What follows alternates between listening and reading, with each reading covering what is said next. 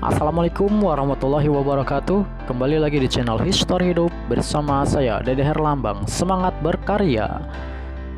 Pada video ini saya akan menjelaskan tentang alat perkakas tangan.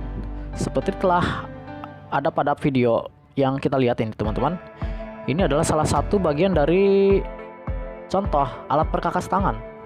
Yang pertama di sana ada ragum, kemudian ada pahat, di sana ada jangkar, kemudian ada obeng, di sana ada penitik, kemudian ada palu, ada penggaris mistar, kemudian ada siku, dan terakhir di sana ada kikir. Nah, di video ini saya akan menjelaskan masing-masing alat perkakas tangan yang telah kita lihat ini atau saya siapkan. Yang pertama adalah di sini ada ragum. Ragum ini seperti yang saya pegang ini ya. Ini adalah handle. Cara membukanya adalah kita hanya membuka atau memutar ke arah kiri. Maka rahang ini akan membuka, dan ragum memiliki dua rahang tetap dan rahang bergerak. Seperti yang kita lihat, rahang yang bergerak adalah rahang yang luar. Itu artinya rahang itu dapat membuka dan menutup sesuai dengan kita mau. Kemudian di sini kita dapat melihat dengan menutupnya. Nah, selanjutnya adalah pahat. Pahat ini dapat digunakan untuk membentuk suatu benda kerja. Ini belum dilancipkan dan ini yang sudah dilancipkan. Nah, pahat ini biasanya digunakan untuk melubangi atau membentuk suatu kayu atau baja sesuai dengan keinginan, misalkan untuk melancipkan atau hanya sekedar melubangi sedikit. Kemudian di sini ada jangkar. Jangkar ini adalah fungsinya untuk membuat sebuah lingkaran. Di sini kita hanya menggunakannya hanya satu tekan, kemudian kita putar ke arah kiri maupun ke arah kanan, sehingga akan membentuk suatu lingkaran yang presisi, dalam artinya memiliki jari-jari yang sama besar antara jari-jari satu dan jari-jari dua.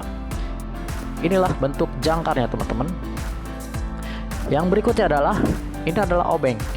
Obeng ini biasanya khusus untuk elektrikal ya teman-teman. Mengapa dengan obeng ini khusus di elektrikal? Karena di sini terdapat sebuah lapisan teman-teman, atau isolasi atau isolator.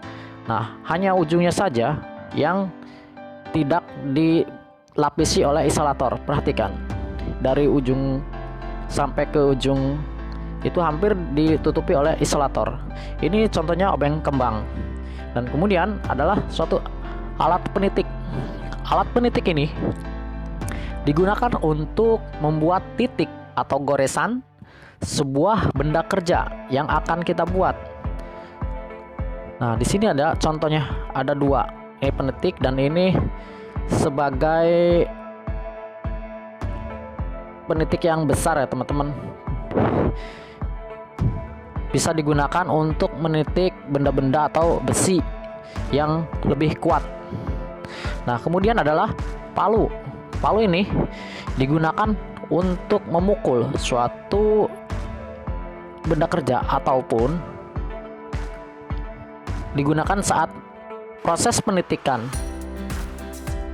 sehingga proses penitikan ini akan dipukul oleh palu tersebut. Ini bentuk palunya adalah seperti ini teman-teman. Di ujungnya adalah persegi 4, kemudian di belakang ujung sebaliknya berbentuk lancip. Nah, di sini ada sebuah penguncinya teman-teman.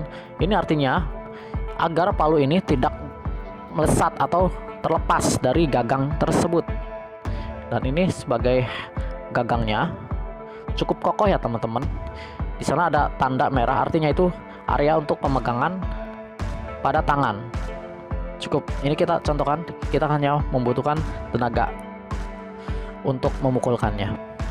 Kemudian di sini ada sebuah mistar baja. Mistar baja ini fungsinya adalah untuk mengukur atau menggarisi atau membuat sebuah garis lurus atau sebuah ukuran yang telah kita tentukan. Misalkan pada benda kerja kita memerlukan sebuah garis ataupun sebuah ukuran dengan ukuran yang tertera. Di sini ukurannya 1 cm, artinya bahwa di ujung satu ke angka 1 itu artinya memiliki sebuah ukuran dengan satuan cm.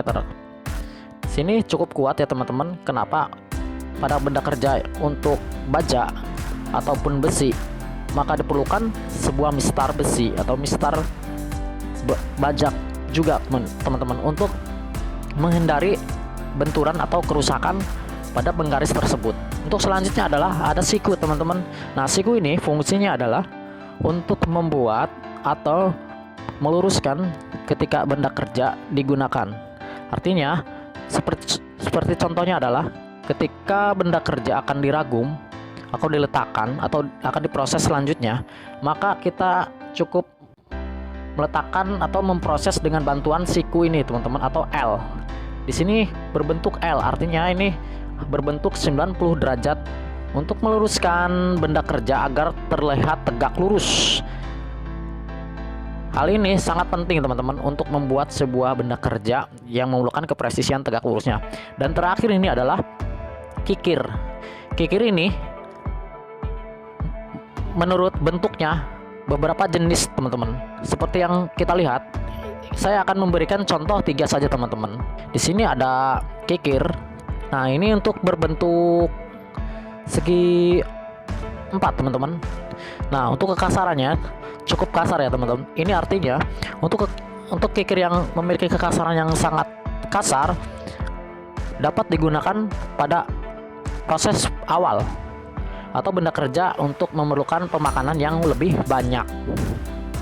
Ini berbentuk segi 4, dapat juga digunakan untuk membuat lubang sebuah segi 4 teman-teman. Artinya ketika kikir ini digunakan di sebuah lubang segi 4, kita akan mengikir sesuai dengan bentuk segi 4 tersebut teman-teman, dan dapat membentuk sudut.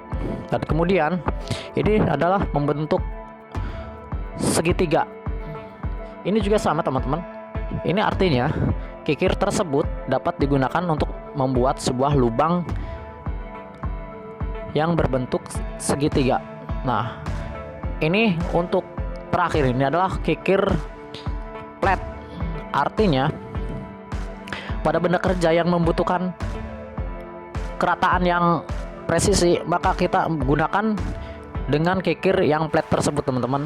Kikir ini sama teman-teman, memiliki kekasaran yang berbeda, dari mulai kasar, sedang, kemudian halus sesuai dengan kebutuhannya. Kikir ini dapat digunakan untuk membuat atau mengikis benda kerja. Nah, seperti pada saya tunjukkan ini memiliki sebuah alur gerigi. Nah, kemudian ini ujungnya teman-teman, ini flat. Di flat juga teman-teman, kita bisa lihat pada ujung tersebut flat yang dapat digunakan untuk membuat benda kerja. Oke, demikian untuk pengenalan hanya beberapa alat perkakas tangan. Mungkin nanti kita akan bahas lebih banyak lagi teman-teman untuk jenis-jenis alat perkakas tangan yang saya miliki. Semoga kalian dapat mengerti fungsi-fungsi dari alat perkakas tersebut teman-teman. Oke, salam dari saya, Histori Hidup, semangat berkarya. Subscribe teman-teman. Assalamualaikum warahmatullahi wabarakatuh.